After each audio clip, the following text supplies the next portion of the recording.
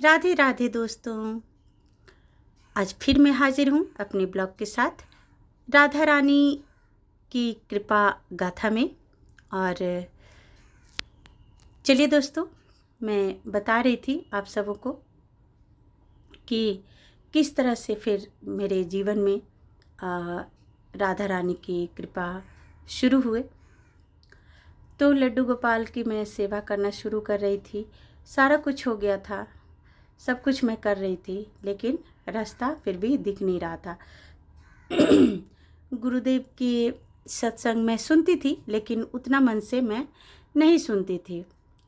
फिर एक दिन मन हुआ कि मैं महाकुंभ तो गई नहीं, चलो फिर इसी दरमियान मुझे ख्याल आया कि चलो ना तुलसी माला ले आते हैं, तुलसी माला का जाप शुरू करते हैं।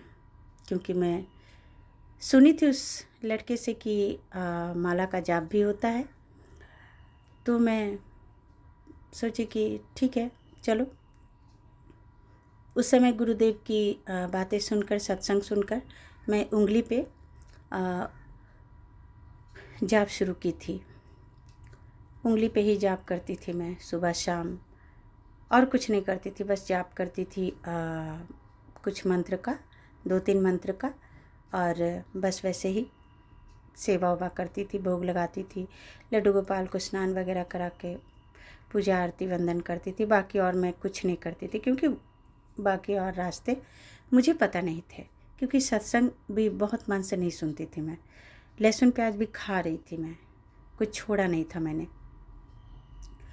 तो फरवरी में मैं 2025 में मैं ऐसे ही मन किया तो मैं तुलसी माला लाई।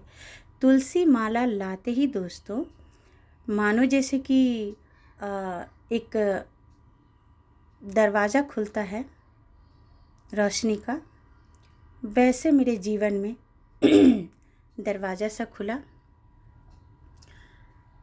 ये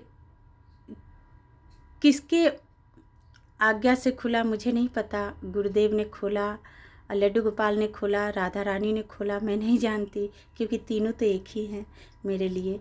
तीनों मैं तो गुरुदेव को भी अपना राधा रानी ही मानती हूँ, लड्डू गोपाल ही मानती हूँ। तो पता नहीं, लेकिन एक दरवाज़ा सा खुला। अगले ब्लॉग में मैं सब कुछ बताऊँगी। तब तक के लिए राधे राधे दोस्तों।